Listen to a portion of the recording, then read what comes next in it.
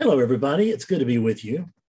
So, I meet all the time with people who have had glimpses, and these things are very common.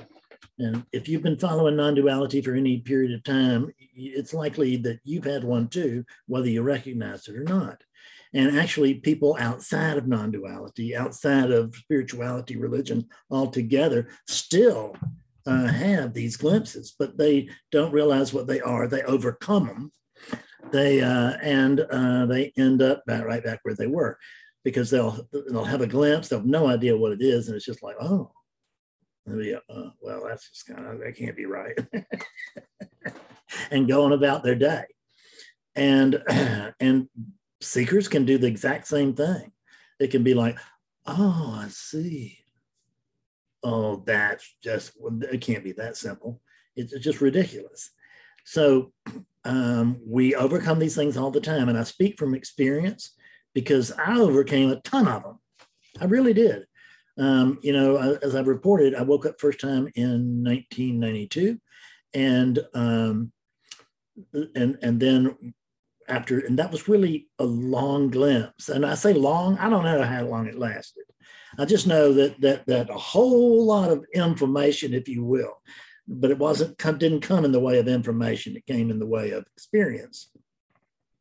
But nonetheless, there was a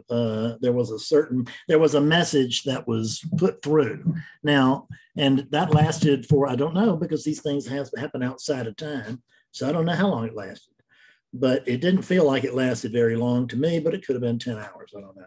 If I had to guess, I would guess 5 minutes, less, something like that.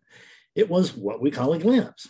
But at the time, I didn't know anything about glimpses, and I really didn't know anything about awakening either, although I had been studying Buddhism and Zen for 10 years at that point. Still, you can't really understand or really have a good idea about awakening until you have one. And I call it awakening. I should be really talking about what I call it more often now, which is realization. And I like to call it realization because awakening makes it sound like somebody was in some situation and then something happened, or they did something and then they woke up, and that somehow, what does that mean? We don't even know. But that's what that indicates. And it's like, I'm awake, you're awake, they're awake, whatever. It's always coming back to references to the unit, isn't it? And what I want to tell you is that a glimpse is not about the unit, and it's not a unit experience. Actually, it happens sort of through the unit, in the sense that the unit is sort of a pipeline, and usually these pipelines are pretty well clogged. But something can happen, and something falls out of the pipeline, and suddenly there's enough space, for the truth to get through, at least in a little stream. And we have what's called then a glimpse. And what is a glimpse? Really, it's a glimpse of the truth. It could also be called an awakening. It could also be called realization. But we don't recognize it as realization. We recognize it as just another idea that we had, and who are we to be going having ideas like that, right? Because I don't know about you, but my ego bounced in between arrogance and impotence. It never knew anything about the middle. It never knew anything about being just one of, or being ordinary or anything like that. It was either the worst thing on the planet or the best. It just depended on the day. And you can see what a precarious way that is to live. Because with that, you're living on any stranger's opinion of you, which is, because you can be feeling, man, I'm really clear. Somebody comes along and says, man, I've been listening to what you've been talking about. It's just really garbage. We're just, pardon my cough. And we can't stand it, right? It's when we're living by anything other than the truth, our perch is always precarious. When we are living in the truth, the perch is like it's on the razor's edge, as it's been described. And it is. And I remember when I was like, felt like that there was something here that was on the razor's edge. That was the feeling. That was what it felt like. And now I've come to see, after 15 years of conscious awakeness bumping through the body, so to speak, I have come to recognize that, yes, I am on the razor's edge. But the razor's edge now, the difference between now and 15 years ago, is that the razor's edge is about a block wide now. So I can't hardly fall off of it, right? I've almost got to try to fall off. And I can't imagine ever wanting to do that. So, and what we talk about, and I did the same thing. Oh God, I saw the truth. I had it. Oh, it was marvelous. God, it was wonderful. And then I did something stupid, I guess. I don't know what I did, but I dropped. It went away. It went away. I lost it. I had this very special thing. And then I lost it. That'll be the way that we talk to ourselves, right? But is that true? Because I spend a lot of time waking people up. If you haven't watched any of my latest videos, you must, because you will see people waking up all along the way. And at the sometime after this video is published, I'm going to publish another one. And it's going to be 47 minutes long, and it's going to be just of one, or 45 minutes long. It's going to be just of one woman's awakening live before your eyes. So it's the most beautiful awakening I think that I have ever witnessed. And I would strongly recommend that you view that. I had a guy that I've been working with, quick story. I had a guy tell me today, he lives in Los Angeles, and he's been working with me for years. And he's woken up 2 or 3 times, and he's always gone right back to sleep. This time he started our conversation off by saying, you know, I had an aha moment the other day. And I said, oh, you did? And he said, yeah. And I said, well, tell me about that. And well, what happened was he did have an aha moment. It was a big aha moment. He had an awakening again, and so to speak. And this time there was duration, because he could tell me. He knew. I mean, he could see what he was seeing, what he had seen. He knew what he'd seen, and he was telling me that. And just so you know, the mind cannot hold awakeness. It can't. It cannot hold an awakening, because you got 3 pounds of finity trying to hold infinity. And I'm sorry, but that math just doesn't work. So you can use this 3 pounds to behold the truth. That you can do, but you can't use it to hold the truth. Truth can't be held. There's nothing other than the truth to hold it. Ooh, what does that mean? Just think about it. The truth cannot be held because there's nothing other than the truth to hold it. Yeah. You cannot see the truth from afar, because when the truth is known, there's no such thing as afar. There's only here. There's only now. You've heard that before. You've heard it till it makes you sick.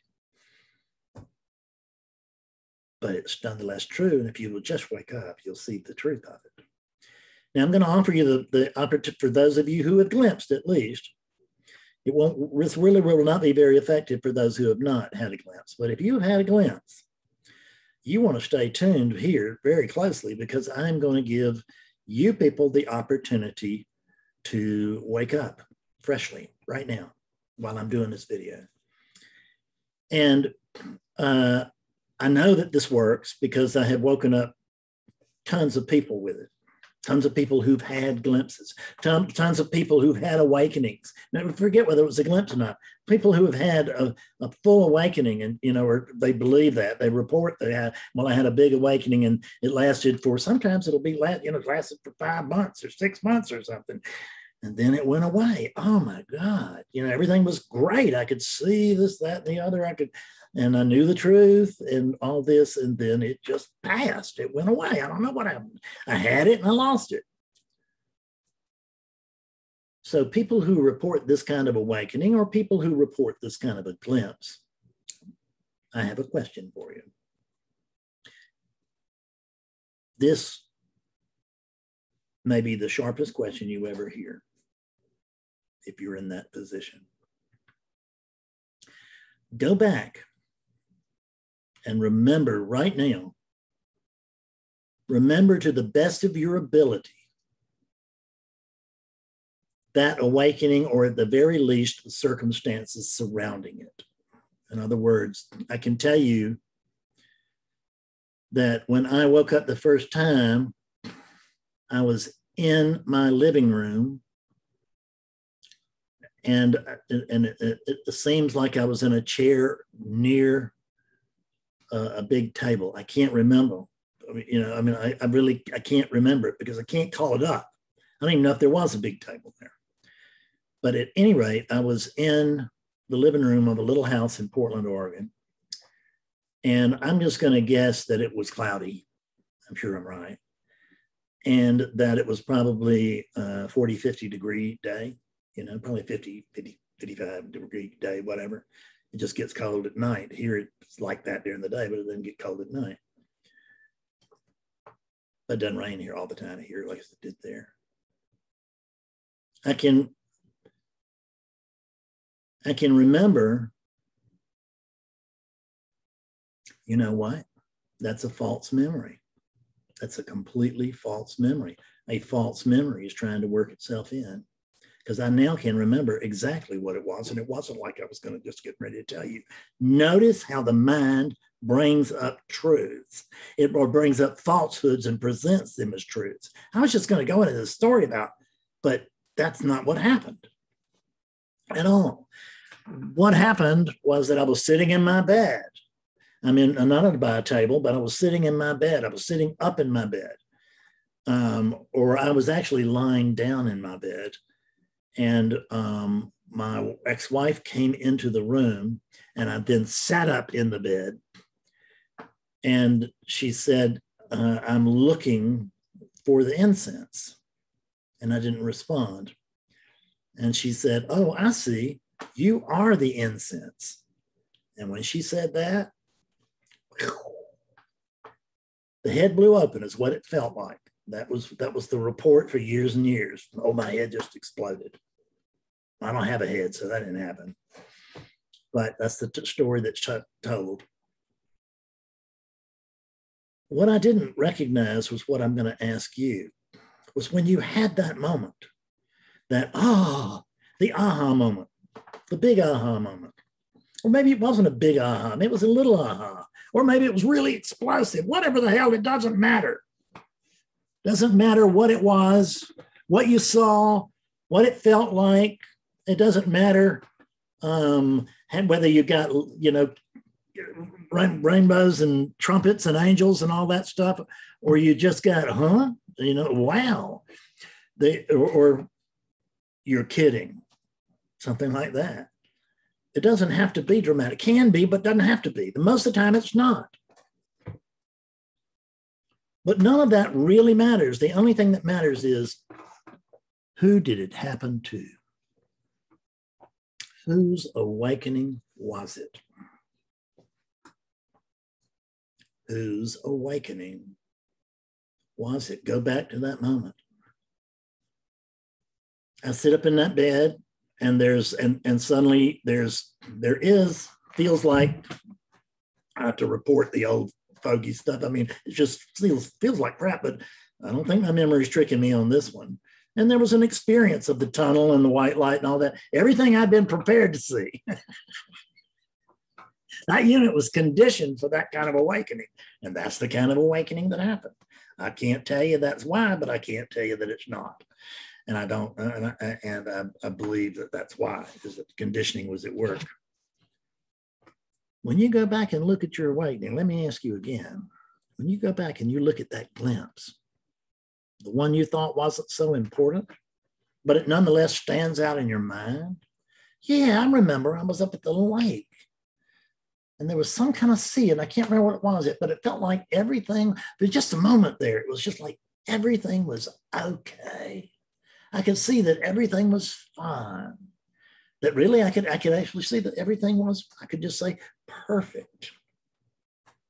And then it went back into being this slovenly mess.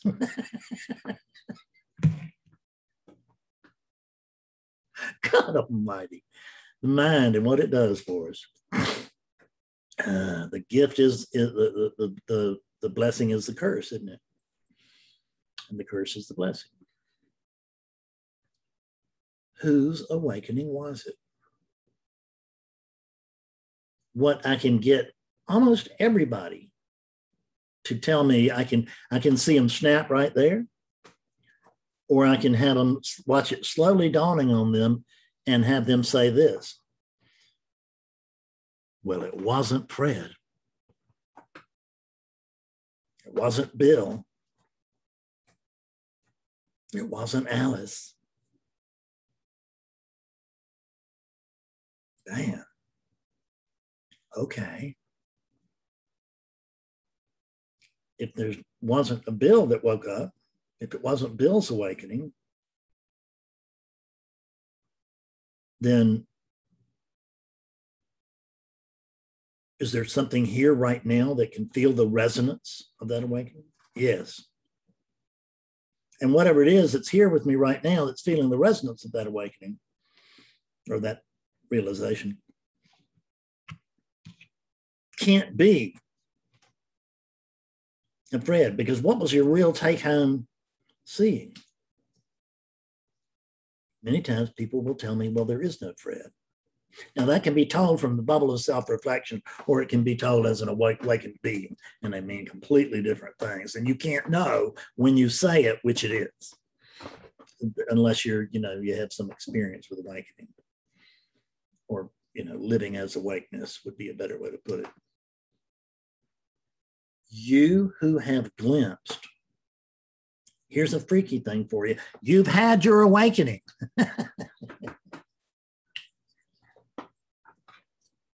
You've had your realization. Get over trying to bring that experience back for the ego, because what you've just noticed for yourself, when I ask that question, many of you, some of you won't, but many of you will have noticed, well, it wasn't Bob. It wasn't me. It wasn't me that had that. It wasn't Bob. And so what was it? What was it? Because for many people, their experience will see, oh, there is no Bob, right? Well, see, there is no Bob. And let me ask you this. If in this moment you were to pretend, what if you were just to pretend with me that whatever that body is not you? I mean, you've been told that for years as you studied non-duality, but we just kind of dismiss it. We shut it off into a corner. We just leave it over there. We don't want to touch that because it just sounds like so much crap. But the crap that it's sounding like is you are not the body. And that's actually not a skillful way to do this, say this. The skillful way to say this is that the body is not you. So it wasn't the body that woke up. It wasn't the unit that woke up. The brain didn't wake up. The mind didn't wake up. The body didn't wake up. But that's okay, because you're not the brain, and you're not, the brain is not you, and the body is not you. So what's that leave? What does that leave? Let me see. The body is not me. So I'm not whatever it is that I am. I'm not this. This is the body. This is not me. The body is not me. But these thoughts, I just keep being reeled back in. Who is it that's being reeled back in? Is the one that's being reeled back in, is that the one who had the awakening? No. That's the make-believe character that you've been building these many years since your parents first sold you in my case, my parents sold me the Fred story. And I was just a baby, right? And I was scared of everything. I mean, actually, I wasn't too scared until there became a creeping sense of localized attention. And what was happening was there was the beginning movement of a formation of a me. And when my parents came along, they said, well, you're Fred. They did it by comparison. Now, there's no comparison to you, but they did this by comparison. Fred, mommy, Fred, daddy, Fred, room, Fred's room. Blah, blah, blah, blah, blah, blah, blah. See, but what if that wasn't true? Because they're telling you that this body is a Fred. We've just noticed that we've been told from different teachers throughout millennia that the body is not you. So what if we were to pretend to believe that? You don't even really have to take it home, just pretend to believe it. So I'm going to pretend to believe that this body is not me.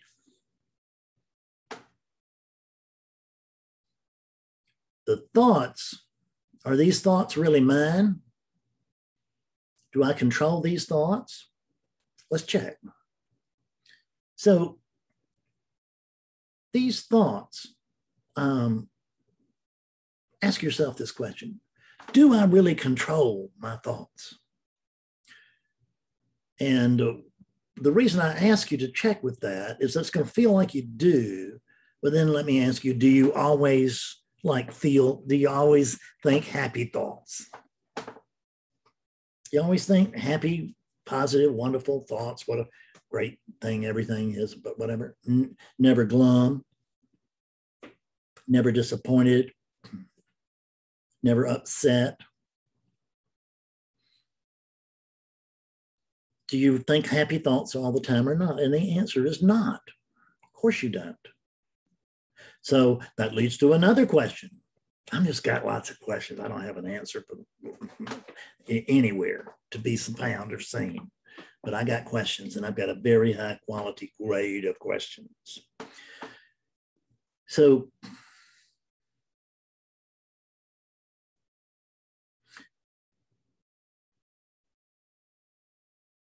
what is it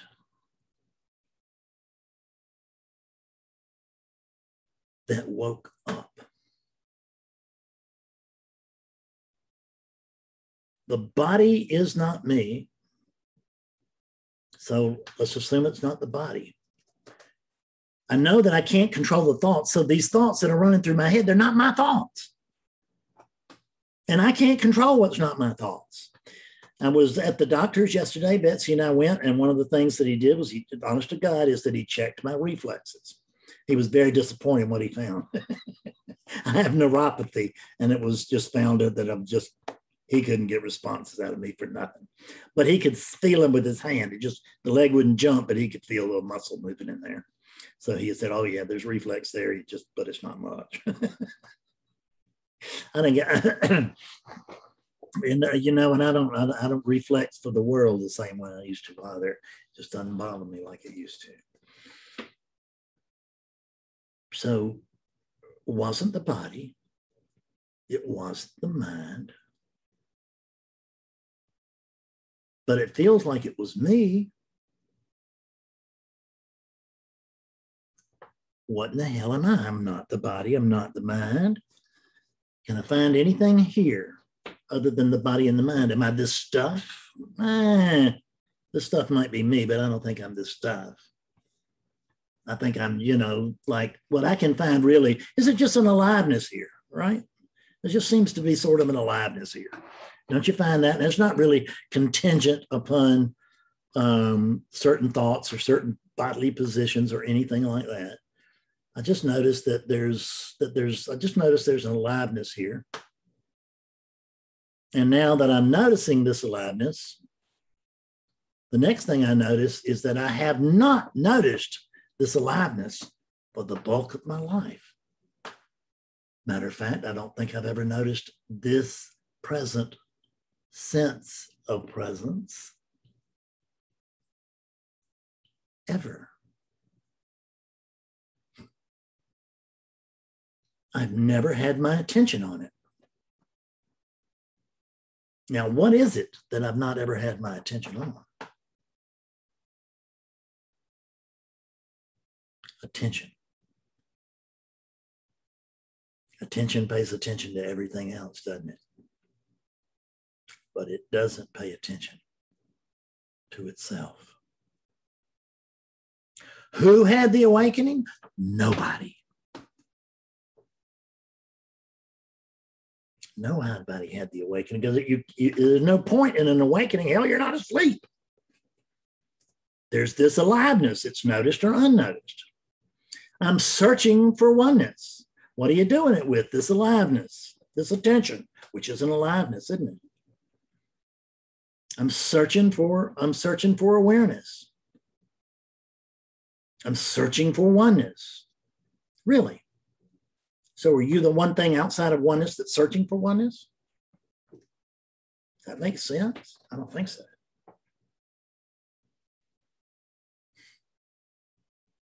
What am I? The first time I ever asked that question, I got it right, because the answer that came back to me was, I don't know.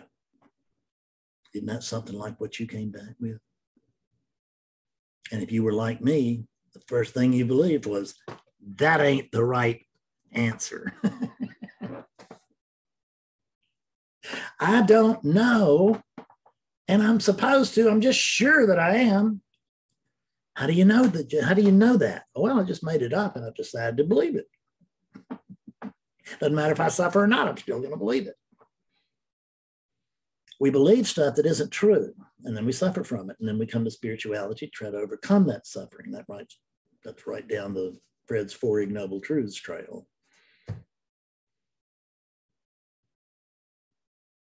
Ego wants you to have a rerun of the awakening, but what you have to understand is that ego wasn't there for the first one. Ego wants a repeat performance of something it wasn't present for the first time.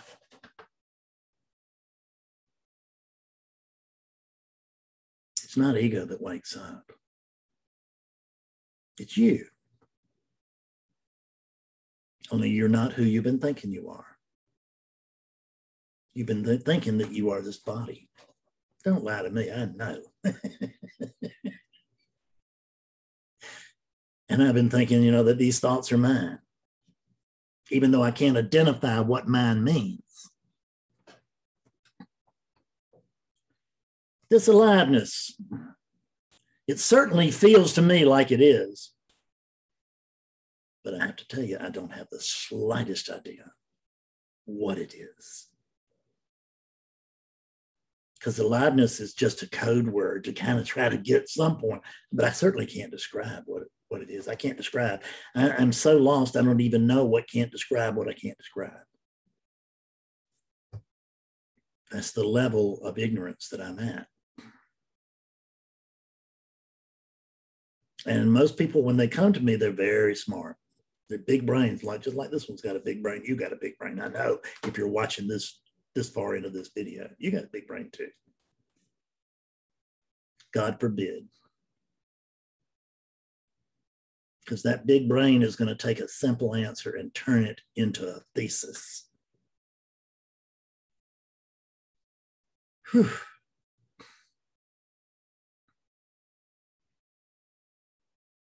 Who woke up? What woke up? Whose experience was it? It feels like an experience. I'm not going to say it was, but it feels like an experience that someone truly had. It's not. No one ever had that experience, including you, especially you.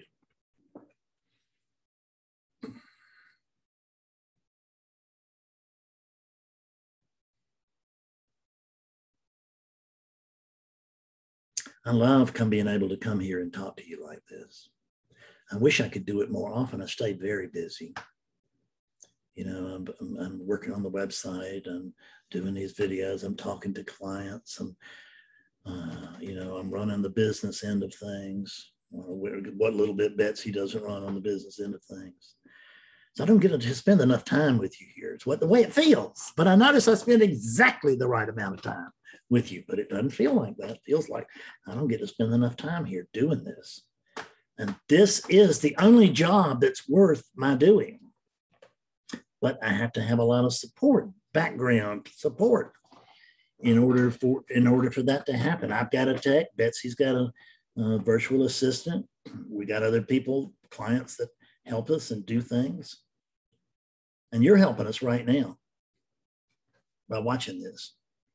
You can help us more by looking down to your lower right and click that subscribe button down there. And then you'll see a little bell, and click on the bell, and then you will get every video. And then look down, and you can see where you can like or put a thumbs down on this thing. Put a thumbs up. That'll raise our distribution with YouTube. And it counts. Doesn't matter, but it does count. You can't dismiss relativity. So you can, but you do so at your own peril. Relativity is a hoot. Maya is not our enemy, I tell you that.